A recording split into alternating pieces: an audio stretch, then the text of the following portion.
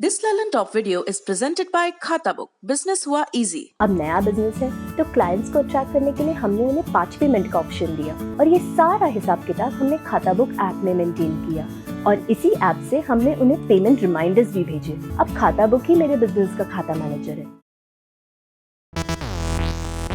कोई देश खुद को लॉक करना पसंद नहीं करेगा, लेकिन भारत में तत्काल ही कुछ हफ्तों के लॉकडाउन की जरूरत है ताकि संक्रमण की चेन को तोड़ा जा सके।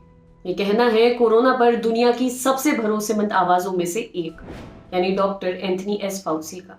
अंग्रेजी अखबार इंडियन एक्सप्रेस से बात करते हुए उन्होंने कहा कि लॉकडाउन लगाना थोड़ा वक्त देगा। इस कठिन और हताश करने वाली स्थिति से बाहर निकलने के लिए हमें कदम उठाने होंगे, तुरंत वाले, उसके बाद वाले और फिर लंबी दूरी वाले। उन्होंने कहा कि हमें 3 काम करने हैं। पहला, लॉकडाउन, दूसरा, मेडिकल सेवाएं और तीसरा, vaccination. Doctor Anthony S Fauci America के राष्ट्रपति जो बाइडेन के चीफ मेडिकल एडवाइजर हैं, जो 7 अमेरिकन राष्ट्रपतियों के साथ काम कर चुके हैं। शुक्रवार यानी कि 30 अप्रैल को उन्होंने इंडियन एक्सप्रेस से बात की और भारत की स्थिति पर अपनी राय रखी। उन्होंने कहा, मैं एक पब्लिक हेल्थ पर्सन हूँ, कोई राजनीतिक आदमी नहीं हूँ। भारत इस वक्त बहुत मुश्किल हालातों में है। अभी जब मैं इस इंटरव्यू के लिए तैयारी कर रहा था तब मैंने CNN पर एक वीडियो देखा जो हालातों की गंभीरता को बता रहा था। तो जब आपके सामने ऐसे हालात हो तो कदम तुरंत उठाने पड़ते हैं। उन्होंने अखबार से बातचीत में कहा कि सबसे पहले एक क्राइसिस ग्रुप बनाना चाहिए जो चीजों को व्यवस्थित करना शुरू करे। मैंने सुना है कि लोग सड़कों पर अपने पिताओं, माताओं, बहनों और भाइयों के लिए ऑक्सीजन तलाश कर रहे हैं।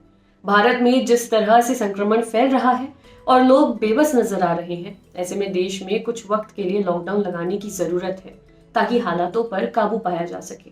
डॉक्टर फाउसी ने कहा, पहली बात यह है कि सबसे पहले ये देखना है कि आप अभी क्या कर सकते हैं। मध्यवर्ती चीजें क्या हैं जो आप 2 सप्ताह में कर सकते हैं। इस आपदा को रोकने के लिए आप जिन चीजों को कर सकते हैं उनको अलग अलग फेज में करना होगा।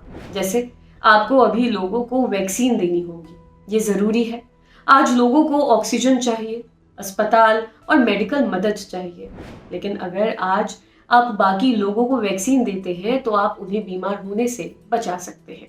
उन्होंने ये भी कहा कि एक कमीशन बनाना चाहिए या फिर एक इमरजेंसी ग्रुप जो ऑक्सीजन, दवाइयां और अन्य चीजों की व्यवस्था करे और शायद WHO या अन्य देशों से सहायता ले।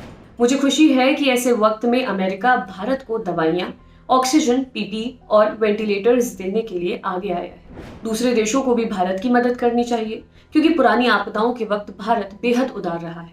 अब वक्त है कि दूसरे देश भारत की मदद के लिए आगे आए। डॉक्टर फाउसी ने कहा, जब चीन में आपदा का दौर था तब आपको याद होगा कि उन्होंने चंद दिनों से लेकर कुछ हफ्तों में ऐसी इमरजेंसी यूनिट्स बनाई थी जिनको अस्पताल की तरह इस्तेमाल किया गया था। इस बात से हर कोई हैरान रह गया था। लोग उस वक्त परेशान थे और उन्हें अस्पतालों की जरूरत थी। ये पहली बात है। और दूसरी ये कि सरकार के अलग अलग विभागों का इस्तेमाल करना चाहिए। सेना का क्या काम होता है? क्या सेना मदद कर सकती है? मेरा मतलब है कि जैसा हमने अमेरिका में किया, हमने नेशनल गार्ड की मदद से वैक्सीन डिस्ट्रीब्यूशन किया। उन्होंने कहा कि इस वक्त हालातों की गंभीरता को देखते हुए तुरंत अस्पताल बनाने होंगे, बहुत ही जल्दी, इस तरह जैसे युद्ध के हालातों में बनाए जाते हैं। आप इसे युद्ध ही समझें। बस दुश्मन इस बार वायरस है। आपको पता है कि आपका दुश्मन कहाँ है, तो आपको इसे इमरजेंसी समझना है और युद्ध के हालातों जैसे ही काम करना है। और फिर जो काम आपको करना है वो ये कि वैक्सीनेशन कराना है। भारत जैसे देश में ये काफी बड़ा काम है, लेकिन इसे करना है और जल्दी से जल्दी करना है। आपके लिए खबर लिखी थी हमारे साथी वरुण ने। आप जानते हैं कि कोरोना वायरस की वजह से हमारे देश के हालात बहुत बिगड़ गए हैं। आप बस जब जरूरत हो तभी अपने घर से बाहर निकलें और जब भी अपने घर से बाहर निकलें तो मास्क जरूर पहनें, सोशल डिस्टेंसिंग का पालन करें। और हाँ, अगर आप कोरोना वायरस से रिकवर कर गए हैं तो प्लीज प्लाज्मा डोनेट कीजिए। शुक्रिया।